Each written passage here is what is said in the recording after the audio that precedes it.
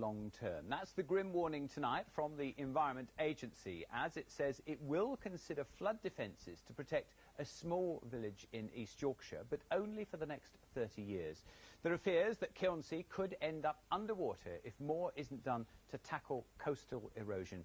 Our chief news correspondent, Paul Murphy, has spent the day in the village and has this exclusive report.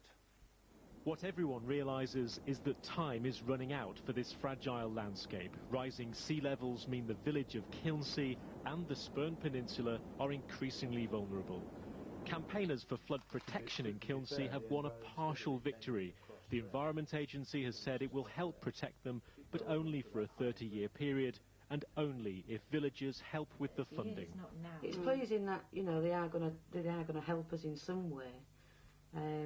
But you've also got the fact of where the money is going to come from. So you get like a high 1 minute thinking, oh, this is going to be done, that's going to be done, and then when you realise that the funds are going to be required, then you start to feel a little bit low again, thinking, you know, well, where's this going to come from? A number of options have been put forward to defend Kilnsea, but concerns remain for what will happen to the nearby Spurn Peninsula and the vulnerable road connecting it to the mainland. It's the regular high tides. Every month there is a series of high tides, and when the main sea defences have gone, then the area of Spurn Road will be subject to regular flooding if it isn't protected. And that could have an impact on these people. The Spurn lifeboat crew and their families could be cut off from the mainland. The RNLI is even considering relocating the entire base. Well, we look at these things all the time, of course. It's a continual process of evaluating the lifeboat cover. But we're looking at various options within the Humber estuary, and the Humber is actually a vital part of our operation. Any solution here will only ever be a short-term fix. No flood defence can ever hope to turn back the tide, but there is a chance it can be stalled for time. Well, Paul Murphy with that report. I'm joined now in the studio tonight by Philip Wynne from the Environment Agency. Philip, good evening to you. Good evening. You originally said that this was too expensive to put sea defences at Kilnsea. Why the U-turn? Well, it's not a U-turn. When we first published the document, our concern was that we weren't able to provide long-term protection, and what we've had a further look at is providing some protection for a shorter period. So it's not a fundamental change.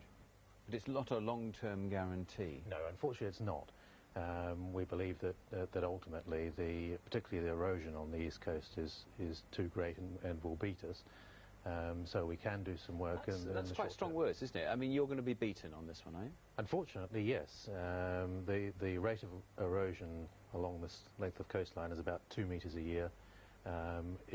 That rate doesn't appear to have changed for a very, very long time. If you're so downbeat, is it fair that communities are going to have to help you out to pay for this? Shouldn't the government be doing that? Well, unfortunately, the thing is, it's largely about money, of course, and how much public money there is to put into work of this sort.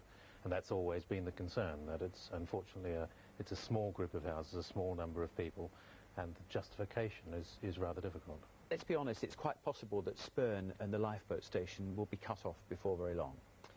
Unfortunately, that's possible. What happens then? Well, I think those organisations, the RNLI and others, need to think about the possibility of that happening. We in the Environment Agency... So from you, it's when, not if, isn't it? Unfortunately, it feels like that. I suspect there'll always be a feature of this sort, but it's almost certain to change in shape a lot. Is it fair to say you're fighting a losing battle? Well, we can do some things in the short term. We certainly feel that there are options for protecting the houses that we originally said were